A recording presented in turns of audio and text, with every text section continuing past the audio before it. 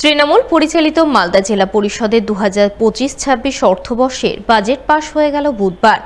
এদিন শাসক বিরোধী দুপক্ষের সর্বসম্মতিক্রমে 224 কোটি টাকার বাজেট পাশ করা হয় বলে জানা গেছে।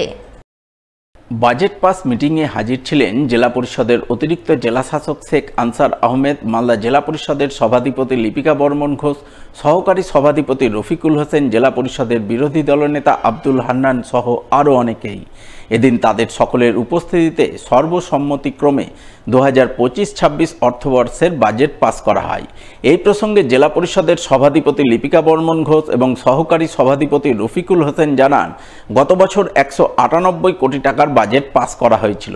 এবছর 10% বৃদ্ধি করে 224 কোটি টাকার বাজেট পাস হলো। বাজেটে পরিকাঠামো সহ বিভিন্ন উন্নয়নমূলক কাজে জোর দিয়েছেন। আশা করছেন এই বাজেটের ফলে জেলাবাসী উপকৃত হবেন।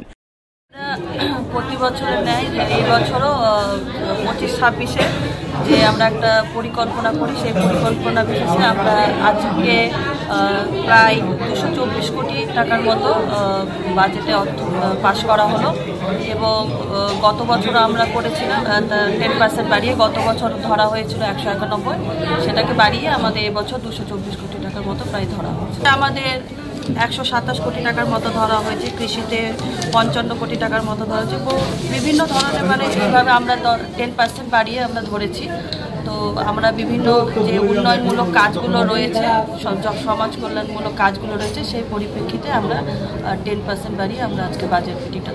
হ্যাঁ, আমাদের মাননীয় মুখ্যমন্ত্রীর অনুপ্রেরণায় মাননীয় মুখ্যমন্ত্রী সবসময় জনসাধারণের উন্নয়নমূলক কাজ করতে চান। সেই 26শে ভোটকে কেন্দ্র করেই বলুন বা সারা বছর যে আমরা মানুষের যে একটা সুবিধা পাইয়ে দেওয়ার চেষ্টা করি, সেই পরিকল্পনা বিশেষে আমাদের আজকে এই বাজেটটা। দেখেন, প্রতি বছর নেই আমাদের এবছর মালদা জেলা পরিষদের পক্ষ থেকে 2025-26-এর যে অ্যানুয়াল বাজেট, তার ফাইনাল মিটিং হলো। আমাদের সমস্ত মেম্বার, পঞ্চায়েত সমিতি মেম্বার, সভাপতি যারা এবং যারা জিডি মেম্বার আছে, সকলে উপস্থিত ছিল এবং সকলের সহমতে আমাদের ফাইনাল বাজেট পাস করা হলো। এবার আমাদের 2025-26-এ 224 কোটি টাকার বাজেট হয়েছে, পূর্ণাঙ্গ বাজেট একটা। এই বাজেট মেনলি আমাদের প্রতিবার ন্যায় ইনফ্রাস্ট্রাকচারের উপর বেশি জোর দেওয়া থাকে, তার সঙ্গে সঙ্গে আমাদের জনস্বাস্থ্য পরিষেবাতে, এবং আশা রাখছি যে এই দুটো বেশি দরকার আমাদের, এবং ইনফ্রাস্ট্রাকচারটা ডেভেলপ করলে পরে সব দিক দিয়ে মানুষের সুবিধা হবে। যদিও জেলা পরিষদের কংগ্রেসের বিরোধী দলনেতা আব্দুল হান্নান অভিযোগ করে বলেন, গত বছর যে টাকার বাজেট পাস করা হয়েছিল তার সবটা এখনো খরচ হয়নি। এবছর নতুন করে বাজেট পাস হলো, কোন কোন ক্ষেত্রে অর্থ বরাদ্দ হয়েছে তা এখনো সঠিকভাবে জানতে পারেননি। ফলে এই বাজেটে সাধারণ মানুষের কতখানি উপকার হবে তা নিয়ে তিনি যথেষ্টই সন্দিহান। আমাদের তো বাজেট হচ্ছে না, বাজেটটা হচ্ছে অনলি ফর তৃণমূলে, আমাদের কিছু নেই। কারণ যে এরা যেভাবে 264 কোটি বাজেট করলো, সেই বাজেটে কিন্তু আমাদের যে আদৌ কাজ হবে কতটা, এবং গত বছরে টাকা পড়ে আছে।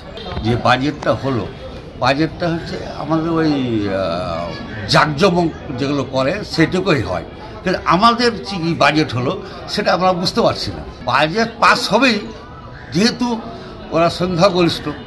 বাজেট যেটা হচ্ছে সেটা কাজ হচ্ছে কি হচ্ছে না হচ্ছে আমি জানি না। আপনি যেখানকার মেম্বার, সেখানে কোনো বরাদ্দ হয়েছে কোনো টাকা বা কোনো কিছু? না, এখন পর্যন্ত আমি জানি না হয়েছে কি হয়নি, সেটা আমার অজানা।